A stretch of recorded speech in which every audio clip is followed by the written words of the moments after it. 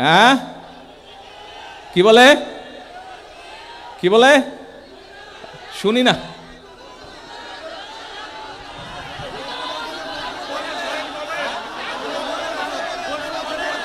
ও 2 ঘন্টা বলবো? আরে খিদা পাইছে তো আমার, বাপের বাড়িতে খাইতে দিবেন না নাকি? বাড়িতে নামাজ বাকি, খাওয়া বাকি, ওই জনসভা বাকি, খালকাটা বাকি, সব বাকি, আবার ঢাকা যেতে হবে। আসবো আসবো, বলবো, কথা বলবো। সবকিছু করতে তো পয়সা লাগে, এবং এই পয়সাটা কার? এ ভাই চুপ করতে হবে, নাহলে তোরা বক্তব্য দে আমি যাই। হ্যাঁ, তোরা বক্তব্য দে আমি যাই। চুপ, একদম চুপ। হ্যাঁ, ভালো আছেন, কেমন আছেন, তাই না? তাহলে ওই চ্যাপ্টার শেষ। এখন আমরা এই যে এই মাঠে যে আজকে একত্রিত হলাম, প্রথমেই আমি দুটো কারণের জন্য আল্লাহর দরবারে শুকরিয়া আদায় করছি। এক, আজ বহু বছর পরে, এক যুগেরই প্রায় 2 যুগের সমান হবে, এই 2 যুগ পরে এই নিজের গ্রামের বাড়িতে, নিজের এলাকায়, এই স্কুল মাঠে, এই কলেজ মাঠে আজ আবার আপনাদের সাথে একত্রিত হতে পেরেছি, আপনাদের সামনে কথা বলতে পেরেছি। এর জন্য আল্লাহর দরবারে শুকরিয়া আদায় করি। আর গত প্রায় 10 বছর ধরে যেই পরিকল্পনাটি আস্তে আস্তে ছক এঁকেছি, সেই পরিকল্পনার অনেকগুলো পরিকল্পনার একটি পরিকল্পনা ছিল ফ্যামিলি কার্ড। আল্লাহর কাছে হাজারো লক্ষ কোটি শুকরিয়া যে আজ এই নিজের বাড়িতে মা বোনদেরকে এই ফ্যামিলি কার্ড দেওয়ার মতন অবস্থায় এসছে, এই বাস্তবায়ন করতে পেরেছি আলহামদুলিল্লাহ। সেই জন্য আল্লাহর দরবারে শুকরিয়া আদায় করি। এখন মা বোনেরা, ভাইয়েরাও সহ, এই যে ফ্যামিলি কার্ড আজকে এখানে 911 জনকে দেওয়া হয়েছে। 911 জন ইনশাল্লাহ পাবেন। দেবার কথা প্রথমে ছিল 900 কত, না না বেশি ছিল একটু, মন্ত্রী সাহেব 900 কত জন, 78 জন না কত, না দিলাম তো 911 জন, কিন্তু প্রথমে ছিল 900 কত জনই, হ্যাঁ 938 জন ছিল। কিন্তু তাহলে আপনাদের কাছে প্রশ্ন হতে পারে, কেন 38কে না দিয়ে 11কে দিলাম? কারণ হচ্ছে এই 911 জন মায়ের কাছে যে মোবাইলটা আছে সেটা ওনারা ব্যবহার করেন, আর এই যে 38 যাদেরকে আমরা বাদ দিয়েছি ওই মোবাইলগুলো স্বামী স্ত্রী 2 জনেই ব্যবহার করেন। সেই জন্য আমরা দেইনি, যদি স্বামী টাকাটার কথা না বলে স্ত্রীকে, এই জন্য আমরা দেইনি, যাতে মায়েরা টাকাটা পায়।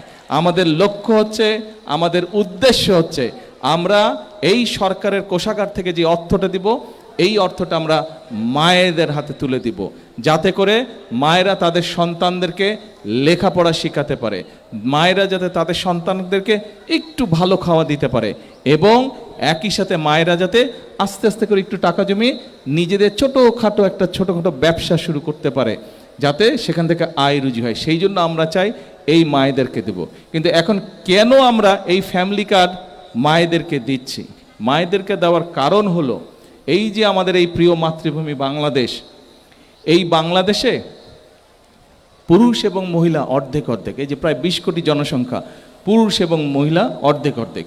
পুরুষরা তো যাচ্ছে চাকরি বাকরি করছে, ব্যবসা বাণিজ্য করছে, ঠিক আছে, আয় রুজি আছে, জমি জমা চাষ করছে, দোকানপাট আছে, ব্যবসা বাণিজ্য আছে। কিন্তু মায়েদেরকে যদি কোনো রকম সহযোগিতা না করা হয়, মারা যদি সচ্ছল না হয়, স্বাবলম্বী না হয়, তাহলে তো এই দেশকে এগোনো সম্ভব না। সম্ভব? সংসার যখন সুন্দরভাবে চলে, শুধু একা স্বামী বা একা স্ত্রী সংসার সুন্দর করে চালাতে পারে না। 2 জন যখন একসাথে কাজ করে, 2 জন যখন একসাথে, 2 জনের মধ্যে যখন সমঝোতা থাকে, 2 জন যখন একসাথে অবদান রাখে, তখন সংসার শুধু। ঠিক একইভাবে দেশকে যদি সামনের দিকে নিয়ে যেতে হয়, সুন্দরভাবে গড়ে তুলতে হয়, তাহলে নারী এবং পুরুষ 2 জনকে সমানভাবে আমরা রাষ্ট্র থেকে সহযোগিতা করতে চাই। কারণ নারীকে স্বাবলম্বী না করা পর্যন্ত আমরা চাই, আপনারা হয়তো কোটিপতি হবেন না, আমরা ফ্যামিলি কার্ডের মাধ্যমে আমরা চাই যে নারীরা যাতে স্বাবলম্বী হতে পারে। অর্থাৎ আপনার সন্তান বা আপনার ছোট্ট একটা কিছু কিনতে ইচ্ছা করলো, একটা লাল জামা দেখলেন, একটা লাল শাড়ি দেখলেন, একটু চিপস খাইতে চাইলেন, বা এই ধরনের প্রয়োজনীয় জিনিস আপনি যাতে নিজে সেটা ক্রয় করতে পারেন। আপনার সন্তানকে কিছু খেতে দেবার ইচ্ছে হলো, নিজে যাতে আপনি সন্তানের জন্য সেটা কিনতে পারেন। আপনার সন্তান একটা বই দেখলো, সেই বইটা সে কিনতে চাইলো, আপনি নিজে যাতে সেটা কিনে দিতে পারেন। আপনার যাতে সেই শক্তিটা আস্তে আস্তে আপনার তৈরি হয়, অর্থনৈতিক শক্তি। সেজন্যই আমরা এই ফ্যামিলি কার্ড নারীদের কাছে পৌঁছে দিতে চাই। পুরুষদের জন্য আমরা অনেক পরিকল্পনা গ্রহণ করেছি, সেগুলা পুরুষ ভাইদের জন্য সেটা ধীরে ধীরে আমরা করব ইনশাল্লাহ। আজকে যে এই ফ্যামিলি কার্ড এটা গাবতলিত এই মাসের মধ্যে ইনশাল্লাহ আরও 22টা না 30 তারিখের ভিতরে 23টা আরও 23টা বাংলাদেশের 23টা উপজেলাতে আমরা এই মাসের ভিতরে 30 তারিখের ভিতরে আমরা মায়েদের হাতে ফ্যামিলি কার্ড পৌঁছে দেব।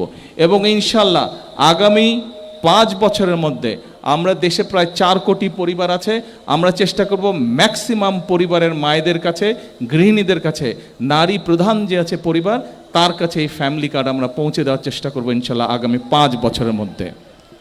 অনেকে অনেক কথা বলতে পারে, এত টাকা কোত্থেকে আসবে, কি আসবে না আসবে, অনেকে অনেক কথা বলতে পারে।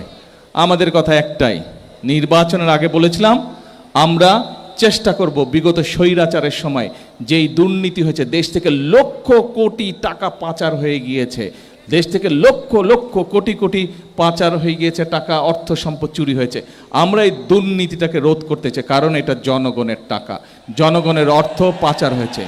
সেই টাকা দিয়ে আমরা ফ্যামিলি কার্ড করব ইনশাল্লাহ, সেই টাকা দিয়ে আমরা কৃষক কার্ড করব ইনশাল্লাহ। আপনারা নিশ্চয়ই এর মধ্যে খবরে কৃষক কার্ডের কৃষক ভাইদেরকে এখনও এই গাবতলীর কৃষক ভাইদের কাছে এখনও আমরা কৃষক কার্ড পৌঁছাতে পারিনি, কিন্তু ইনশাল্লাহ ধীরে ধীরে আমরা পৌঁছাবো। কিন্তু আপনারা দেখেছেন নির্বাচনের আগে আমরা বাংলাদেশের মানুষকে প্রতিশ্রুতি দিয়েছিলাম, এই ফ্যামিলি কার্ডের কথা বলেছিলাম, আমরা বলেছিলাম কৃষক কার্ডের কথা, আমরা বলেছিলাম 10,000 টাকা পর্যন্ত যাদের কৃষি ঋণ আছে সেই কৃষক ভাইদের আমরা 10,000 টাকা পর্যন্ত কৃষি ঋণ সুদ সহ মৌকুফ করে দিব। সেটা আলহামদুলিল্লাহ আপনাদের দয়া আল্লাহর রহমতে সেই কাজটা প্রথম সপ্তাহের মধ্যেই আমরা করতে সক্ষম হয়েছি। এতে করে 12 লক্ষ, সারা বাংলাদেশে 12 লক্ষ কৃষক তাদের 10,000 টাকা পর্যন্ত কৃষি ঋণ আমরা মৌকুফ করেছি। 12 লক্ষ কৃষক এতে সুবিধা পেয়েছে। এখানে কৃষক ভাই আছে তো? কৃষক ভাই আছে না অনেকে? কে কারা কৃষি কাজ করেন বলেন তো, হাত তুলেন দেখি কারা কারা কৃষি কাজ করেন। এই যে আপনাদের মধ্যে যাদের 10,000 টাকা কৃষি ঋণ ছিল, ধীরে ধীরে আপনারা দেখবেন আপনাদের কাছে আপনাদের ব্যাংক নোটিশ পাঠাবে যে এই কৃষি ঋণ সরকার পরিশোধ করে দিচ্ছে, আপনার এটার আর ইনশাল্লাহ প্রয়োজন হবে না। ইনশাল্লাহ কৃষকদের পাশে আমরা দাঁড়াবো, ইনশাল্লাহ কৃষকদের পাশে দাঁড়ানো শুরু করেছি, আমরা মা বোনদের পাশে দাঁড়াবো। কারণ আমাদের পরিকল্পনা হচ্ছে দেশকে ধীরে ধীরে সামনের দিকে নিয়ে যাওয়া, দেশের মানুষের ভাগ্য পরিবর্তন করা। এখন এরপরে আরও অনেক আছে। আমরা ইমাম মুয়াজ্জিম সাহেবদের কথা বলেছি, তাদেরকে সরকার থেকে যেই সম্মানের কথা বলেছি, মুসলমান ধর্মের মসজিদে ইমাম মুয়াজ্জিন খতিব সহ অন্য ধর্মের যে ধর্মীয় গুরু আছে তাদেরকে আমরা বলেছি যে সম্মানী দেব, সেই কাজটা আমরা শুরু করেছি। আমরা খাল খনন, এই যে এই কর্মসূচি শেষ করে এই খালটার নাম জানি কি, চৌকিদহ, হ্যাঁ এই যে চৌকিদহ খাল আছে যে সামনে, খালটা তো অর্ধেকের বেশি খাল ভরাট হয়ে গেছে, মানুষজন জমে যাবে। তারপর খালের যতটুকু অংশ আছে এই খালটা আমরা খনন কাজ ইনশাল্লাহ আজকে শুরু করব। এই খালের খনন কাজ শুরু করলে এই খালে পানি থাকলে আপনাদের লাভ আছে? আপনাদের কি লাভ আসবে? খালে পানি আসলে, খালে পানি থাকলে লাভ হবে? এলাকার মানুষের কি লাভ হবে? আচ্ছা, তো এইরকম সারা বাংলাদেশে আমরা খাল খনন খানাবো। অর্থাৎ আমাদের যে পরিকল্পনা আগামী 5 বছরের পরিকল্পনার অধিকাংশ পরিকল্পনা হচ্ছে গ্রামের মানুষকে ঘিরে, যেখানে বাংলাদেশের 70% জনসংখ্যার 70% মানুষ গ্রামে বাস করে। এই মানুষগুলোকে ঘিরে আমরা বিভিন্ন পরিকল্পনা গ্রহণ করেছি। এই যে দেখেন আজকে একটু আগে হাসপাতালে, এই যে পাশে যে ছোট্ট হাসপাতালটা আছে, এই হাসপাতালে আমরা বাচ্চাদেরকে হাম আর রুবেলার ভ্যাকসিনেশন আমরা দিয়েছি, ইঞ্জেকশন আমরা দিয়েছি, টিকা দিয়েছি। কেন? আমরা দেখেছি গত যেই স্বৈরাচারকে 5ই আগস্ট এই বাংলাদেশের জনগণ বিদায় করে দিয়েছে, খেদিয়ে দিয়েছে এই দেশ থেকে, যারা পালিয়ে গেছে, ওদের সময়ও আমরা দেখেছি যে এই বাচ্চাদের জন্য, এই অসুখের জন্য যে টিকা লাগে, ওষুধ লাগে, সেটা তারা বিদেশ থেকে আনে নাই। একই সাথে তারপরে 5 তারিখে যেই সরকার আসলো, সেই সরকারও প্রায় 1.5 বছর ক্ষমতা ছিল, তারাও বাচ্চাদের কথা চিন্তা করেনি, তারাও এই ওষুধটা আনেনি। ফলে মধ্যখান দিয়ে কী হলো, এই অসুখটা যখন শুরু হলো, দুর্ভাগ্যজনকভাবে অনেকগুলো শিশু প্রাণ হারালো। অর্থাৎ কিছু মানুষের গাফিলতির কারণে বাংলাদেশের বেশ অনেকগুলো শিশু আজ প্রাণ হারিয়েছে। আর যাতে শিশু প্রাণ না হারাতে পারে কোনো শিশু, সেই জন্য তাড়াতাড়ি আমরা বিদেশ থেকে এই ওষুধটা এনেছি। ওষুধটা এনে এখন 2 কোটি, সারা দেশে 2 কোটি বাচ্চাকে আমরা এই টিকাটা দিব, যাতে করে বাচ্চারা সুস্থ থাকে, যাতে করে এই অসুখ না হয়, যাতে করে মায়েদের টেনশন না হয়, যাতে করে বাবাদের টেনশন না হয়। ইনশাল্লাহ সেই কাজ আমরা করব। এখন আসেন, বক্তৃতা দিলে তো অনেক হচ্ছে, বিকালে আবার আরেকটা জনসভা আছে, ওখানেও বক্তৃতা দিতে হবে। হ্যাঁ কি বলে? কি বলে শুনি না।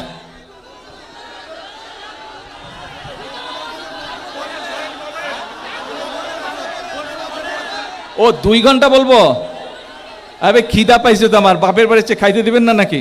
বাড়িতে নামাজ বাকি, খাওয়া বাকি, ওই জনসভা বাকি, খালকাটা বাকি, সব বাকি, আবার ঢাকা যেতে হবে। আসবো বলবো, কথা বলবো, বসেন উত্তেজন।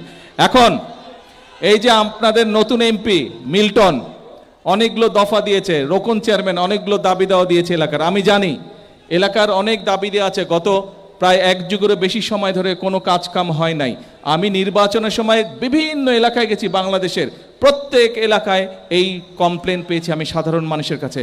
রাস্তাঘাট হয় নাই, স্কুল কলেজ হয় নাই, ব্রিজ কালভার্ট হয় নাই, স্কুল ভাঙ্গা পড়া, হাসপাতালে ডাক্তার নাই, ওষুধ নাই।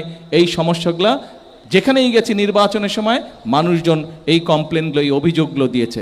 এখন আপনারা এই যে ধনুর যেটা রাস্তা বলেন, এখান দিয়ে সামনে দিয়ে যে ধনুটে গেছে রাস্তাটা, এই রাস্তার কাজ নিশ্চয়ই আপনাদের অনেকে যারা ইয়াং তাদের হয়তো মনে নাই, কিন্তু একটু যাদের বয়স আছে, যাদের এখন বয়স 45, 40, 45, 50 বছর বয়স, আপনাদের কিন্তু খেয়াল আছে এই রাস্তার কাজ আজকে থেকে প্রায় 20 বছর আগে কিন্তু করে গিয়েছিলাম আমি। রাস্তাটা চিকন, কিন্তু রাস্তার কাজ শুরু হয়ে গেছিলো, সেই ধনুটের ভিতর দিয়ে চলে গিয়েছিল রাস্তার কাজ।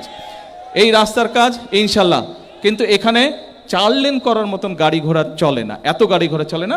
আমরা রাস্তাটাকে যাতে আরেকটু বড় করা যায়, যাতে দুর্ঘটনা না ঘটে, মানুষ যাতে নির্বিঘ্নে যেতে পারে, সেভাবে আমরা করব।